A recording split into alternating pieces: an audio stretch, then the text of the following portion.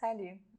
Donc dans cette partie du cours de préparation du DELF B2 de Chémir, nous parlerons de la préparation du débat. À la fin de votre présentation débutera l'entretien, c'est-à-dire un court débat entre vous et les examinateurs. Normalement, il y aura deux personnes, une qui prend des notes et l'autre qui vous fera des questions. Alors, l'examinateur a pour objectif de tester votre capacité à défendre votre point de vue. Il va se positionner contre vos idées. Si vous êtes pour, il sera contre. Si vous êtes contre, il sera pour. Selon l'endroit où vous passez le test, ou peut-être selon votre présentation, je ne sais pas exactement, mais l'examinateur peut vous poser des questions pendant la présentation. Donc normalement, ça doit être deux parties séparées, mais pas beaucoup, mais quelques élèves m'ont dit que pour eux, ils n'ont pas eu une deuxième partie. Tout a été fait en seulement une partie. Ils ont fait leur présentation et l'examinateur les a interrompus, a fait beaucoup de questions. Donc soyez prêts pour cette éventualité. Anticipez les questions. Les questions pourront tester la défense de votre point de vue. L'examinateur pourra vous demander une meilleure explication de votre point de vue, si par exemple celui-ci n'a pas été très clair dans votre présentation. D'illustrer un argument qui n'a peut-être pas été forcément bien présenté. En règle générale, il va aller contre vos arguments. Il va présenter son propre argument et vous allez devoir réagir à celui-ci. Donc, conseil. Essayez d'anticiper les questions qu'il va vous faire et de les travailler pendant la préparation. Comment? Quand vous choisissez vos arguments, réfutez-les, puisque l'examinateur va aller contre votre position.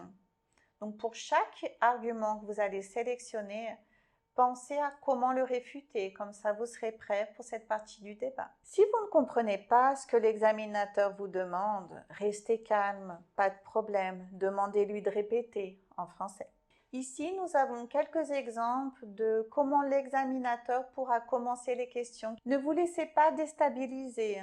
Donc, de manière générale, l'examinateur va essayer de tester votre capacité à défendre votre point de vue, à argumenter. Ça fait partie de l'épreuve, c'est normal. Donc, pas de panique. Faites attention à la question, ne vous écartez pas du sujet. Ça paraît bête, mais si je gagnais 1 euro pour chaque réponse que les élèves me donnent pour une question que je n'ai pas posée, je serais déjà riche. Évitez les réponses courtes. Votre objectif, c'est de monopoliser la conversation. Vous devez parler le plus longtemps possible, le plus possible. Par exemple, si l'examinateur me dit « Comment vous vous appelez ?» Myriam. Vous avez quel âge? 42 ans. Vous habitez où? Uberlândia. Qu'est-ce que je montre ici? Ici, je montre une compréhension. Je comprends ce qu'il me demande et je réponds par monosyllabe presque. Vous êtes dans une production orale, donc vous devez essayer de parler le maximum possible. S'il vous fait une question, expliquez, élaborez, essayez de monopoliser le débat. En plus, si je réponds rapidement, l'examinateur, il va avoir plus de temps pour me faire encore plus de questions. Développez vos idées. L'examinateur n'est pas dans votre tête. Pour vous, ce que vous voulez dire est évident, mais pas pour celui qui vous écoute. Expliquez vos pensées. Soyez cohérent. Vous devez développer votre point de vue. C'est pas parce que l'examinateur n'est pas d'accord avec vous que vous allez devoir changer d'opinion. Rappelez-vous, il va vous tester. Voir justement si vous arrivez à défendre votre point de vue. Donc ne changez pas d'avis en cours de route. Donc ça, c'est une structure que vous pouvez utiliser pour répondre aux questions du débat.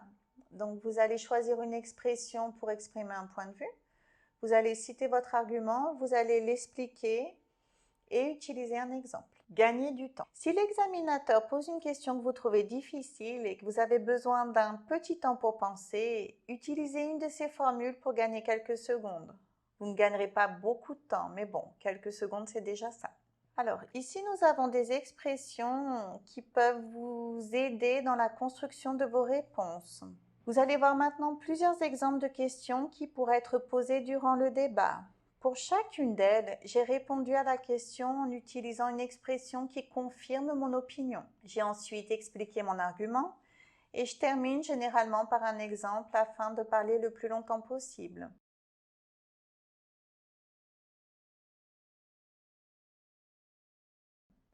Vous pourrez remarquer également l'utilisation des connecteurs. Vous avez ici quelques expressions, vous pourrez en trouver beaucoup plus sur le document essentiel.